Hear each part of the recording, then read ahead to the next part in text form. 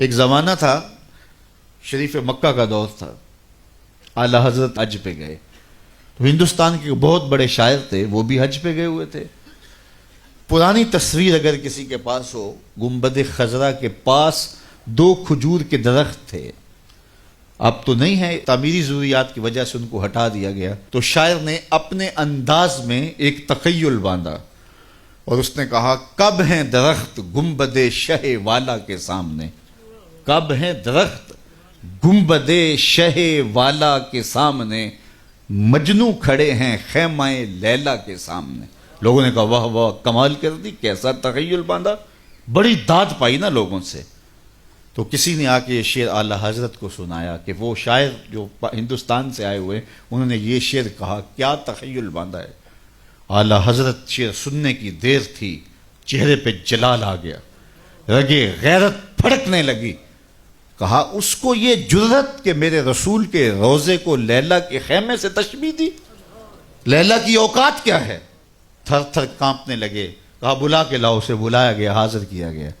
اس کا خیال تھا مجھے داد ملے گی، لیکن کہا کہ تو نے رسول کریم کے روزے کو تشبیہ دی لیلا کے خیمے سے، تو ہاتھ باندھ کے کھڑا ہو گیا، حضور میری توجہ ادھر نہیں گئی۔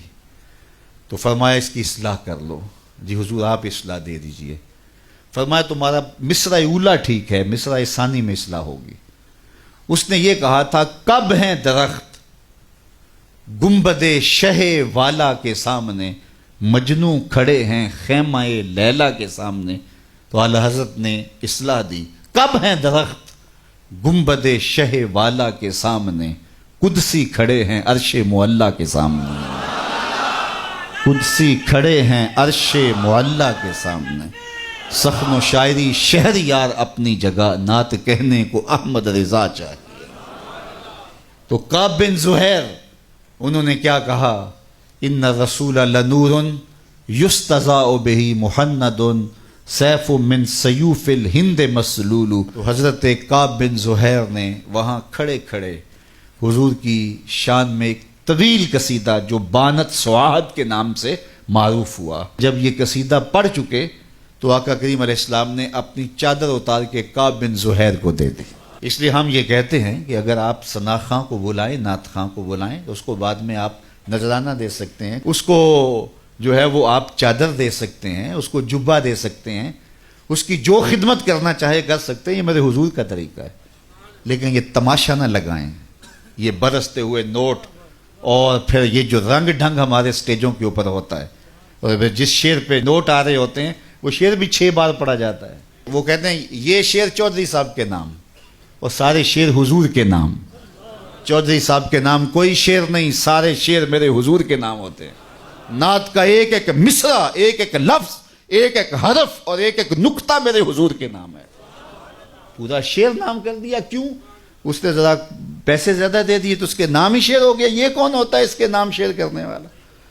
یار یہ تو چودھری صاحب ہوئے، کون ہے جس کے نام شعر ہو، جو حضور کا شعر ہو؟ جب حضرت سید صدیق اکبر پہ آخری وقت آیا نا، آخری وقت، تو پھر ام المومنین سیدہ عائشہ رضی اللہ تعالیٰ عنہ نے جب اپنے باپ کے وہ لمحے دیکھے تو ان کی زبان سے محبت پدری کی وجہ سے بے ساختہ نکل پڑا، وَأَبْيَضُ يُسْتَسْقَى الْغَمَامُ بِوَجْهِهِ۔ یہ حضرت نبی رحمت کے چچا جان نے حضور کے لیے یہ ایک شعر کہا تھا، تو چہرہ اس طرح تم تما رہا تھا، تو یہ مصرع ان کی زبان پہ آ گیا۔ تو حضرت صدیق اکبر اس وقت سانس آپ کی ٹوٹ رہی تھی، ایسے سر کیا اور کہا ذاک رسول اللہ، یہ ابو بکر کی شان نہیں، یہ میرے رسول کی شان ہے۔ تو نعت کا شعر تو نظر نہیں کیا جا سکتا، حضرت ابو بکر صدیق جو رسول اللہ کا عکس ہیں، اور وہی جلوے ان کے چہرے کے اوپر پڑے ام المومنین کو دکھائی دیے، تو نے کہا ذاک رسول اللہ، نہیں یہ شان میرے حضور کی ہے۔ چودھری صاحب کون ہوتے ہیں؟ لیکن اللہ برا کرے دولت کی محبت کا، اس نے عقیدے چھین لیے، قدریں پامال کر دی۔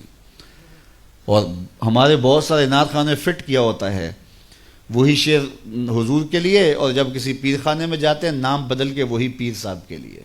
پیر صاحب بھی مست بن کے بیٹھے رہتے ہیں، جانتے ہوتے ہیں یہ نعت کا شعر ہے، اور تو کون ہے؟ تیری ساری عزتیں حضور کے قدموں سے لگی ہوئی دھول کے برابر بھی نہیں ہیں۔